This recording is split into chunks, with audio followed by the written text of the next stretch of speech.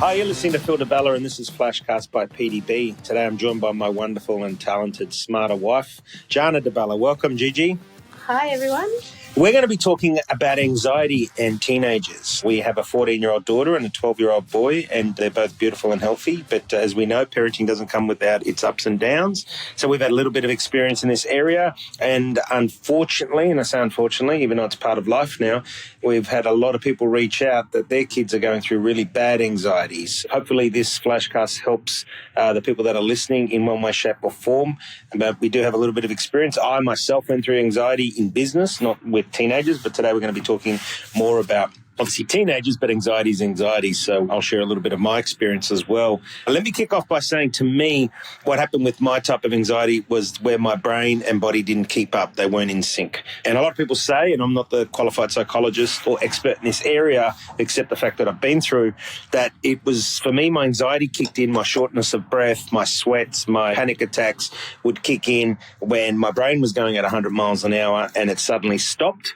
It wanted to relax. So in scenarios like going to the movies or sitting down in the couch to relax, my anxiety would kick in because my body was just, the adrenaline was too high and it was saying, no, we're not stopping, we're going. And the brain wanted. So it was this, for me, it was this battle of brain and body. And it was simply where the body and the brain didn't talk to each other. The brain wanted to relax, the body wanted to keep going.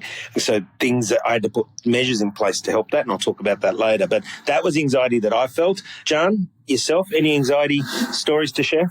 Yeah, I probably had anxiety when I was in my early 20s is when I experienced anxiety. And the reason for that was that I just had really high expectations of myself and my life, and that fear of, well, what's my future going to hold really scared me and created a lot of anxiety and depression for me. And how did you deal with it? I had a lot of support around me. I had a great sister who would constantly be talking to me because obviously we were from a family who couldn't afford psychologists or anything like that. So I had my sister talking to me often, and the value that came from that was that she would constantly reframe how I was looking at things, because I would obviously take a very negative perspective on things and a negative mindset. And she would then come with an alternative position, which was invaluable. The other thing was I read a lot. So I started to learn more and more about the brain and what was happening physically in my brain and how that was impacting on me both emotionally and behaviourally. Yeah, no, fantastic. You know, the points there, surround yourself with the right people. It doesn't have to be a qualified psychologist and all the rest of it. You can't afford it. You take the tools you can with the resources you've got. But surround yourself with the right people, and talking about it obviously helps. And the second part, which is an amazing advice, is read about it, learn about it, because it is, unfortunately, most anxiety is in the brain, and it's what we feed ourselves in the mind. So if we teach ourselves more about it and how the brain works and how things happen, and not only are we going to become smarter, obviously, but it's going to help us deal with it. For me, it was those things that John talked about, but especially breathing. I explored meditation. I never thought I could meditate, and now I can notice if I don't. But the meditation was just the process that helped me stop. It helped the body and the mind connect and work as one. So the mind stopped, the body took a little while, but the breathing helped me connect the two together. Let's talk about specifically tweens. Is it any different for teenagers, Gianna, in your opinion, what they go through to what you went through? Like, don't 12-year-old, 13-year-old, 14-year-olds go through the same thing you did in your 20s, but now at an earlier age?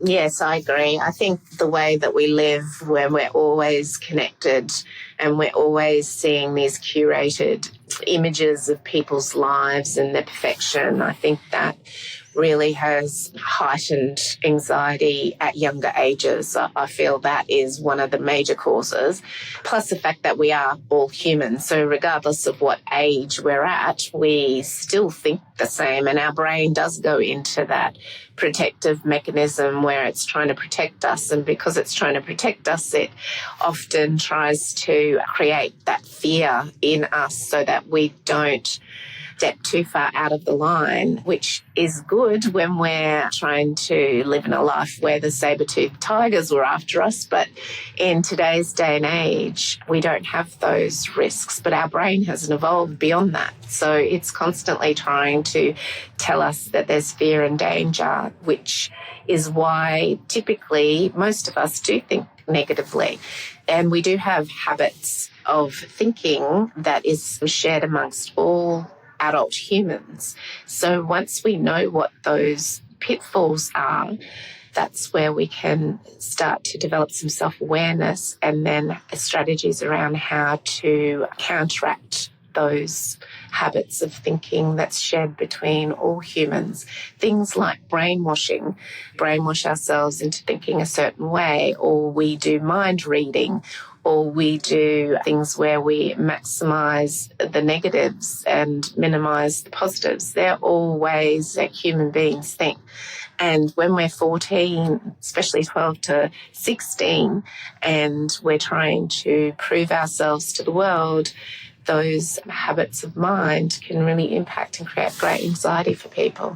Yeah, you've summarised that really, really well. You know, we make assumptions in general about awareness, the speed of information that's coming at us and the access. You know, I talk about when obviously Trump was in power, I used to say Putin farts and Trump smells it 2 seconds later. That's the speed. And, you know, sorry for the crass analogy, but that's the speed of which everything travels now. So the expectations are highlighted. They're seeing all these images. They're seeing things on social media and TikTok and all the rest of it, and it's building this expectation. And the great point that I got out of what you just said is that the brain, we've evolved in many ways, but the brain hasn't evolved, which comes back to your point of, and do you think that this is a great tool? Because I want to segue into what tools you think as parents, and not even just parents, but somebody helping others, whether it's a relative or a friend, helping them through anxiety. Let's kick off. Key one would need to be, obviously, getting our kids to read more and understanding their brain more. Listening to this FlashCast is obviously a great point, and I'll be making sure our kids listen to it.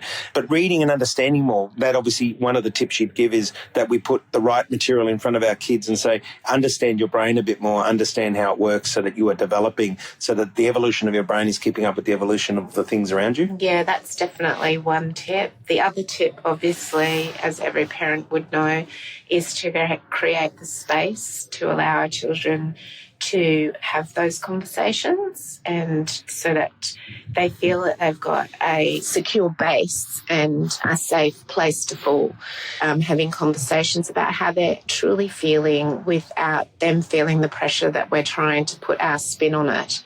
But at the same time, one thing that's worked really well for our daughter is when she is sharing a story is to simply ask the question, well, how could you look at that differently that is more supportive of you? And how can you retell that story? Because 70,000 thoughts come through our mind every day, and those 70,000 thoughts, most of them are negative.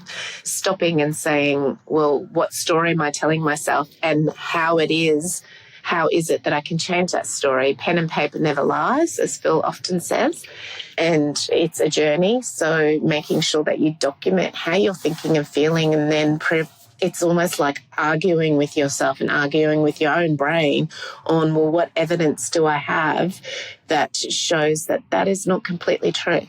Yeah.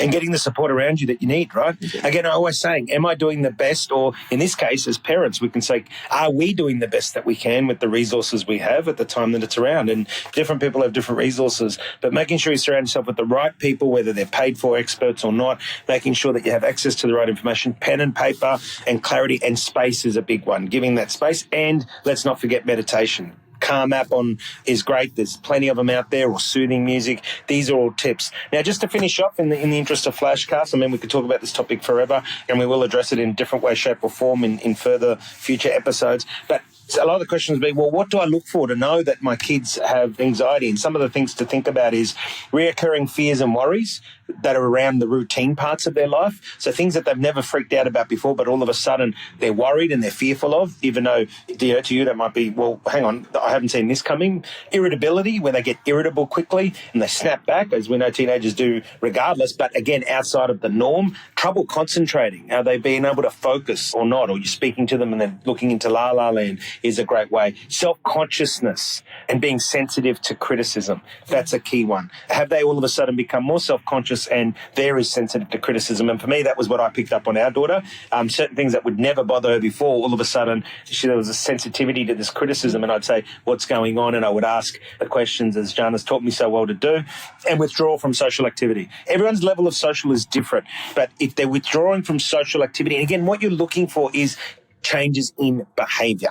Changes in behaviour. So if they were very social, all of a sudden they're not, there's a problem. If they took in routine parts of their life with ease and all of a sudden they're worried about something and fearful, then that's a trigger point. If they're all of a sudden more irritable than they've ever been, there's a problem. Stuff like that. So you're looking in the changes and the differences. These are some of the symptoms, and then, of course, you've got stomach ache. Your stomach's your second brain, so things like that. So you need to really just be across it. We need to be attentive. It's not just with our children, but it's with all of our people. So in summary, Gianna, I'll hand over to you. I know we've gone a bit over, but, of course, a very important topic. G? So 3 tips I would suggest is, as I said, encourage your children to read more so that they understand themselves more, to create a very secure base of a community around them. 3, always be there. Tell them they are enough. Even if you have to put it on the mirror with lipstick, that constant message should be you are enough as you are. Yeah, great tips there. Again, thank you, G. I hope listeners got plenty out of that. Of course, this topic could go on for days, and it is a concern for everybody. And again, it doesn't just relate to teenagers, even though that's where we focus. Hopefully there's some useful tips there for all ages in dealing with anxiety. Gianna, always a pleasure to have you. Thank you for joining me. Thank you. Till next time, you've been listening to Phil DeBella and Gianna DeBella. This is FlashCast by PDB.